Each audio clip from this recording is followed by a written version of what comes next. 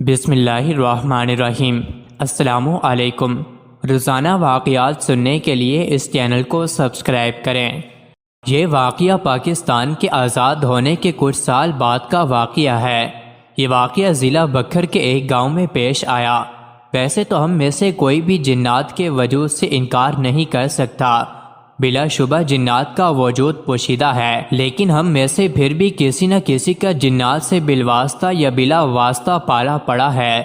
حاجی صاحب جو اس گاؤں میں نئے تھے، پاکستان بننے سے کچھ عرصے بعد تک ایک گاؤں میں رہا کرتے تھے، لیکن اب بکھر کے ایک گاؤں میں آ کر آباد ہو گئے۔ گاؤں کے ایک دو لوگ ہی دنیاوی تعلیم سے واقف تھے، ورنہ اکثر لوگ قرآن پڑھے ہوئے تھے۔ حاجی صاحب کے پاس دین کا غیر معمولی علم تھا، اور یہی وجہ تھی کہ گاؤں کے اکثر لوگ دینی معاملات میں ان کے علم سے مستفید ہوتے تھے۔ جب بھی ممکن ہوتا تو گاؤں والے حاجی صاحب سے انبیاء کرام کے واقعات اور قصے سنتے تھے، اس لیے گاؤں والے اپنے بچوں کو قرآنی تعلیم کے ساتھ ساتھ دینی اصلاح کے لیے بھی انہیں مسجد میں بھیجا کرتے۔ گاؤں کے بیچوں بیچ ایک پرانا درخت تھا جس کے آس پاس سبزہ اور ہریالی تھی، جہاں گاؤں کے مرد حضرات اپنے مال مویشی چھوڑ کر اس پرانے درخت کے پاس بیٹھ جایا کرتے تھے۔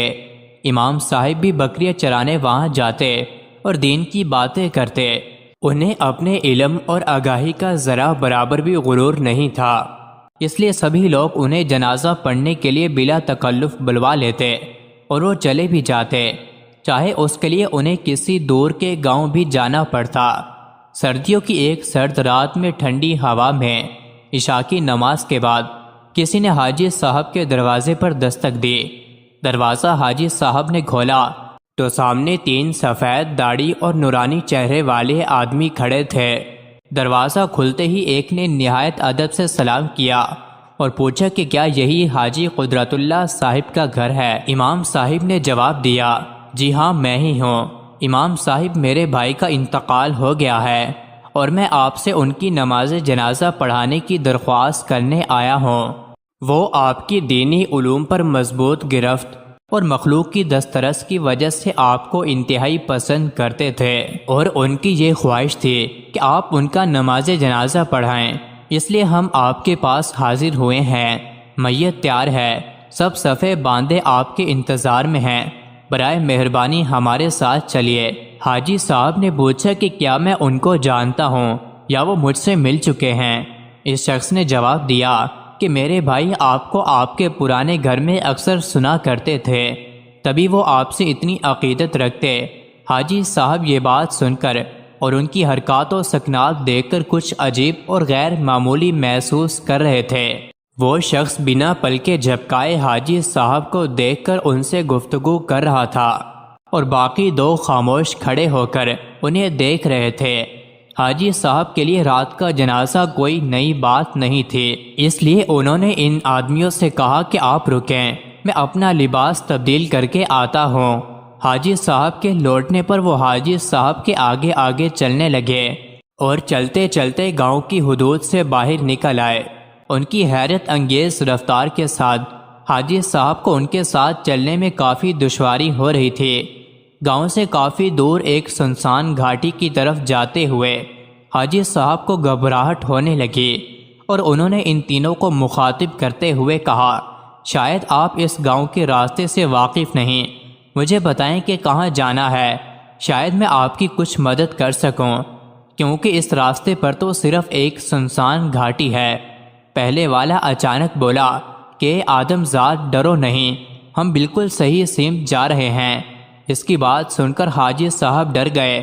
حاجی صاحب ذہن میں کڑیاں ملانے لگے کہ آدم ذات کہنے کا مطلب کیا تھا، وہ میرے پرانے گھر سے مجھے کیسے جانتا تھا؟ ابھی حاجی صاحب یہ سوچ ہی رہے تھے کہ پہلا شخص پلٹا اور کہنے لگا کہ دیکھیے میرے بھائی کی خواہش تھی تو ہم آپ کو یہاں لے کر آئے ہیں، ہم مسلمان جنات ہیں اور آپ کو کوئی نقصان نہیں پہنچائیں گے۔ حاجی صاحب نے حواسوں کو قابو میں رکھا اور گھاٹی کی طرف چل دیے۔ وہاں جا کر دیکھا تو لاتعداد لوگ سفید داڑھی اور سفید لباس پہنے کھڑے تھے، ان کے قد بہت لمبے تھے۔ حاجی صاحب نے جنازے کی امامت کرائی۔ امامت کے بعد جو جن حاجی صاحب کو لایا تھا ان کے سامنے کھڑا ہو گیا اور کہنے لگا کہ آپ کا بے حد شکریہ کہ آپ نے ہمارے بھائی کی خواہش پوری کی، ہم نے بہت دور جانا ہے۔ اس نے جیب سے چند کوئلے نکال کر حاجی صاحب سے کہا کہ یہ رہا آپ کا ہدیہ۔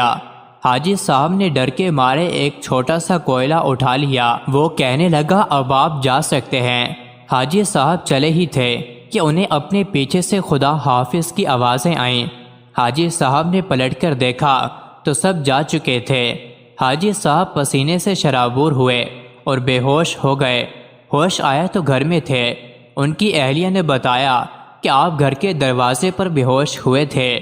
حاجی صاحب کو کوئلے کا خیال آیا، انہوں نے وہ نکالا تو وہ ہیرا تھا۔ وہ کبھی بھی اس واقعے کو بھلا نہیں پائے۔